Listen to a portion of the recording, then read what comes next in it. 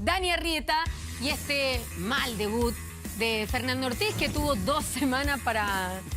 Ay, Marcelo Díaz. Tuvo 2 semanas para trabajar, pero obviamente un cambio radical no se puede dar en ese plazo de tiempo, pero siento que... ¿No? O sea, radical... Ganero con 3 pero días no mostró. fue radical. No, pero por eso, mostró. Pero, Colo-Colo amigo, nada, dije, amigo. radical, un cambio radical. Y si yo termino la idea, iba a decir, pero tampoco se vieron cambios positivos. O sea, siento que hasta, yo te diría, un poco de involución en el caso de Colo-Colo.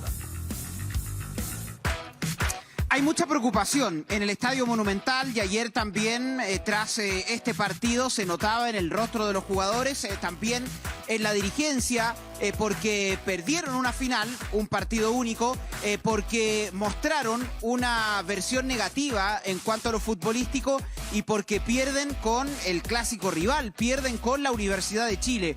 Colo-Colo, el saldo de clásicos en este 2025 solamente es una victoria, que fue la que ocurrió hace 15 días frente a la Universidad de Chile en el Estadio Monumental. El resto son solo derrotas, 2 caídas con la Universidad de Chile y 2 caídas también con la Universidad Católica. Entonces, el balance en cuanto a este tipo de partidos es muy malo. Y después, desde el punto de vista de lo que se esperaba para este encuentro frente a la Universidad de Chile, la realidad es que no hubo una evolución de este equipo. Otra vez, rendimientos individuales muy bajos en Colo-Colo. Otra vez, errores defensivos. No le ha podido tomar la mano ahora Fernando Ortiz, ni tampoco antes Jorge Almirón, al trabajo defensivo. Les cuesta, hay errores que se han repetido durante todo este 2025. Estamos en septiembre, en el 9º mes del año, y todavía Colo-Colo comete errores defensivos que pueden ocurrir en un partido, eso está claro, pero son errores muy parecidos a los que ha tenido Colo-Colo durante toda esta temporada. Y después a Colo-Colo le cuesta muchísimo llegar al arco rival. Cuando Javier Correa está inspirado, Colo-Colo puede tener obviamente algunas situaciones de gol. Cuando Lucas Cepeda puede tener esos arrestos individuales, también Colo-Colo se crea ocasiones de gol. Pero la realidad es que en este partido se fue lesionado Javier Correa, ahí Colo-Colo perdió muchísimo, y Lucas Cepeda intentaba con estos arrebatos individuales, pero no podía avanzar más en el terreno de juego. Y eso finalmente a Colo-Colo le sigue pesando, y por eso hay preocupación, porque tuvo 10 sesiones de entrenamiento Fernando Ortiz en la previa de este partido frente a la Universidad de Chile.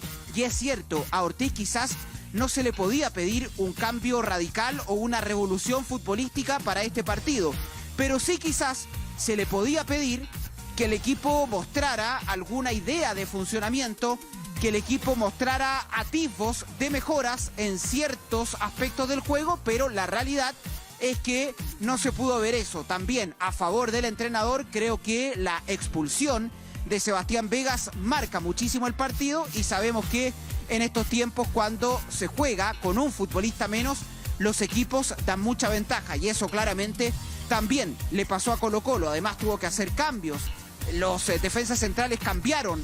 No terminó el partido ni Sebastián Vega ni tampoco Jonathan Villagra. Entonces fue un partido también accidentado para Colo-Colo. Tenemos la voz de Fernando Ortiz. Esto fue lo que analizó el técnico de Colo-Colo. Quiero felicitar al rival. Eso es algo que primero hay que hacer una autocrítica donde nos ganaron. Hay que aceptarlo, felicitarlo y luego a seguir trabajando. Con respecto a decisiones tácticas, obviamente soy el entrenador que decide quizás buscar la mejor opción y que se vea un mejor Colo-Colo. A veces resulta, a veces no resulta, pero sí, siempre con la intención de que el equipo merece de una grandeza y buscar un resultado. Hay que trabajar, corregir, analizar y seguir insistiendo que tenemos un partido muy importante en casa con nuestra gente contra Iquique. Felicitando al rival, así partió la conferencia de Fernando Ortiz, ¿no? Algo que al hincha de Colo-Colo le moleste bastante, más aún por la forma, muchachos. Insisto, lo que hablamos con Nacla. 2 semanas para un cambio radical, ya, ok, no. No, pero sí se pueden ver mejoras. Algo. Por lo menos desde lo actitudinal, desde entrar con ganas, salir, a pelarla con todo, y ya, bueno, te expulsaron a uno y ahí te desordenaste. Pero ni eso. 11 contra 11 fue el mismo partido que después de la expulsión de Vegas, Carlos. Sí, Sí, lo habíamos dicho anteriormente, la Universidad de Chile fue superior, incluso esos minutos que jugaron 11 contra 11.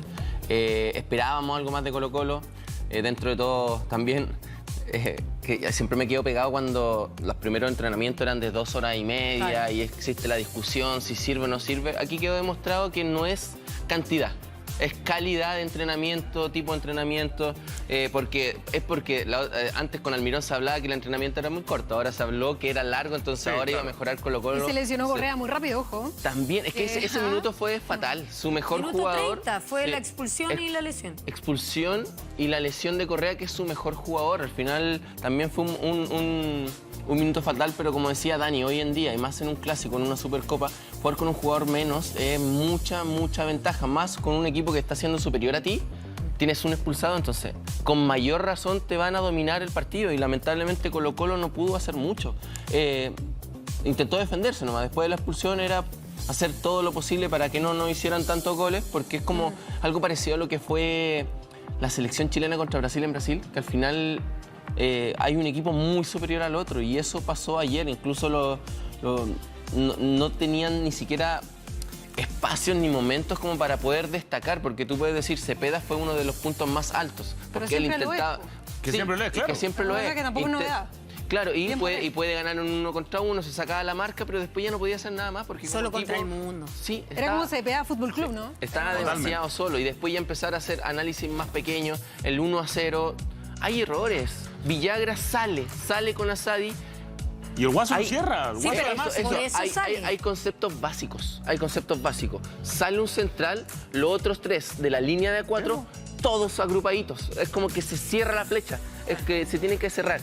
Y había un espacio enorme donde recibe el Tucu Sepúlveda, que termina haciendo el golazo con la pierna derecha. Pero son errores que... para mí son infantiles, que no han mejorado Colo-Colo. Ni siquiera son de entrenadores, dirías tú. Son como básicos, ¿no? de un jugador cualquiera de fútbol que se precie de tal. El Guaso Isla. Sí, pues. Es el Guaso Isla. Es que por lo que dice Carlos, en el fondo no es un tema de entrenamiento, claro, o del tipo de dirección que tenga un equipo en puntual, sino que más bien son errores básicos de cualquier jugador de fútbol que tiene que sostenerlo. Y quizá el entrenador Ortiz se va a ir dando cuenta ahora que esos trabajos va a tener que volver a hacerlo, comenzar como casi desde cero. Comenzando con lo básico, porque de repente, como es tan básico, el jugador también lo suele olvidar porque era muy obvio y como que lo dejó de hacer. Entonces va a tener que empezar con los básicos en estos trabajos tácticos. Pero no debería ser mecanizado, eso automatizado ya, que viste que tu compañero central salió. Pero si Colo-Colo está en una espiral muy negativa en este minuto. Sí, al final es como lo que le está pasando al revés a la Católica, ¿no? Que es como que empieza a mejorar el equipo y automáticamente todos los rendimientos individuales que parecían muy bajos. Y las piezas que ingresan, no se nota que no juegan. Pero igual yo quiero defender un poquito el partido Colo-Colo. O sea, los pocos minutos en que Colo-Colo estuvo 11 contra 11, a mí me gustó un poquito más la versión de este Colo-Colo. Puede ser que esté así como salmón de río, digamos, remando literal contra la corriente, pero me gustaron por lo menos un par de aproximaciones ofensivas, sobre todo algunos pelotazos largos, especialmente a Javier Correa, que lo noté muchísimo más activo. De hecho, me hubiera gustado verlo bastante más. Creo que Hernández, en todo caso, nunca se enchufó en el partido. Y era el llamado a salir cuando Colo-Colo queda con 10, digamos. Era muy evidente. Ahora, Aquino, por ejemplo, perfectamente pudo haber suplido esa función doble, ¿no? Que le queda un poquito cómoda entre el volante central como más ofensivo y el puntero izquierdo. Ahora, lo dije anteriormente y lo refrendo ahora, es como yo también siento que Colo-Colo en ese aspecto, y por decisión de Ortiz, de su cuerpo técnico, fue muy atrevido a enfrentar este partido. Yo creo que quizá pegó un poquito de exceso de confianza a propósito del último triunfo. Del superclásico. Exactamente, el último triunfo que tuvo sobre la U, que no había pasado tanto tiempo, sin embargo hay que tener ojo ahí. O sea, la U se sabe que es un equipo bastante mejor armado, mejor estructurado que el equipo de Colo-Colo, que también tiene una perita muy blanda. Colo-Colo recibe el primero, el segundo le cae muy rápido y luego ya en el segundo tiempo, recién abriendo el partido con uno que otro cambio sobre la mesa, que supuestamente después de tantas anotaciones de Ortiz uno decía, bueno, alguna modificación específica hará para la segunda parte del partido. Resulta que te cae el gol de Asadi y de ahí en más, o sea, era el propio De Paul consolando a Vicente Pizarro. que son jugadores que ya tienen un peso específico, que vienen de la selección chilena y que aún así estaban muy cabizbajos, muy derrotados en la cancha y que tú veías ya que no tenían actitud de salir a pelear un partido porque ya estaba muy cuesta arriba con un jugador menos. O sea, para Colo-Colo como que esos últimos 40 minutos ojalá no se hubiesen jugado. Ahora, ojalá hubiera tirado así como banderita blanca. Fue un bajo rendimiento de Pizarro que me llama la atención. Fue un bajo rendimiento de Pavés. Fue un bajo rendimiento en los minutos que estuvo en cancha Arturo Vidal. Me parece que punto alto, Cepeda, por ahí De Paul tuvo un par de tapadas también importantes. A nivel defensivo, y aquí creo yo, hay responsabilidad de Ortiz en estas 2 semanas de trabajo. A nivel defensivo, ninguna mejora. Y ahí yo sí creo que hay una responsabilidad importante. Eric Wimber, o sea, muy, muy lejos de su buen nivel mostrado en temporadas anteriores. Me parece que a nivel individual hay bajas relevantes, importantes, pero también a nivel grupal tiene que haber un mea culpa de Ortiz, Dani, porque tuviste 2 semanas para al menos trabajar la parte defensiva. Insisto, un cambio radical no, pero sí que se hubiesen visto pequeñas mejoras. Porque también desde el punto de vista futbolístico sabíamos que a Ortiz había que evaluarlo en la cancha. Es cierto, se destacó durante estas 2 semanas de entrenamientos que era un entrenador muy trabajador, buen planificador, dijo el propio Esteban Pavés, por ejemplo. También destacaban que era un entrenador que era muy cercano al jugador y eso descomprimió el ambiente también en el Estadio Monumental. Pero la realidad es que a Ortiz se le va a evaluar y se le va a exigir en la cancha. Y Colo-Colo, en su primer partido, también hay que ser cierto, es el primer partido del entrenador, no pudo mostrar una diferencia y no pudo mostrar una mejor versión. Sí, no, es que a propósito de eso, a ver, yo creo que es un partido bien raro para analizar, ya para Ortiz, digamos, para hacer su estreno, porque ya mencionaban ustedes el tema de la expulsión, que yo creo que es neta irresponsabilidad de Vega, porque perfectamente pudo haber hecho otra cosa teniendo a su compañero precisamente al lado para salvar la situación. Eso por un lado. Minutos después se lesiona tu único atacante en el que realmente confías, con Javier Correa, ¿ya? Ingresa un jugador que el único gol que le hemos conocido en el último tiempo a puerta cerrada, dicen que es un golazo, ¿ya? Como Salomón Rodríguez, perdón, pero dicen, es verdad. Sí, dice la lengua, digamos. Sí. La leyenda, hay una leyenda. No, había un video, yo lo vi. Y sobre otra cosa, digamos, más encima, o sea, hay una lesión súper desgraciada que es el propio Isla, que le pega un rodillazo en la cabeza. Sí. A mí me preocupó la imagen a tu defensor central, que tiene que ser el estandarte después de la expulsión del otro. O sea, Colo-Colo, de hecho, iba poco a andar del partido, tenía 3 de 4 del fondo fuera, por distintas razones. Entonces, ojo que esas situaciones generalmente no se dan. Colo-Colo tampoco tiene, no tiene recambio por el sector derecho. Ya lo hemos dicho, digamos, los goles a Colo-Colo generalmente se los hacen por esa zona. O sorpresa, hay un factor común que es Mauricio Isla, que generalmente es el titular. No está Óscar Opaso ahora, que no puede suplirlo, y quién más viene de atrás no tenemos idea. Entonces, bueno, hay una serie de factores también que se vienen repitiendo y que ahora Ortiz va a tener que hincarle el diente. Pero claro, muy fuerte. nosotros... Pero un partido, ¿cómo va a analizar para Ortiz, amigo? Nosotros hemos visto más partidos de Colo-Colo que Ortiz por el en vivo, ¿no? Pero sin embargo no tenemos un grupo que trabaja y analiza tácticamente. Y todos sabemos que el sector derecho de Colo-Colo defensivamente es el más débil. La instrucción de Ortiz fue que el triángulo lo hiciera Isla, que viene mal, Villagra, que venía medianamente bien, y Pavés, que viene muy bajo. Está más atacando que defendiendo. Totalmente. Y además la instrucción de, no sé si se fijaron, la instrucción de Cepeda fue de mitad de cancha para abajo, no bajes. Sí. No bajes. Y por ahí se movía Sadi. Pero es que era el único. Y ya sacaste un volante, o sea, un Méndez, Vidal, etcétera. Ya lo sacaste para meter aquí, ¿no? O sea, defensivamente lo planteaste mal. Para mí se equivocó. Yo entiendo lo que decías tú, que quiso ser atrevido. ¿Y sabes qué? Pero es como... Sí. Voy a ser atrevido contra un oso. Voy a pelear con un oso. Sí. Marce, se quemó nomás.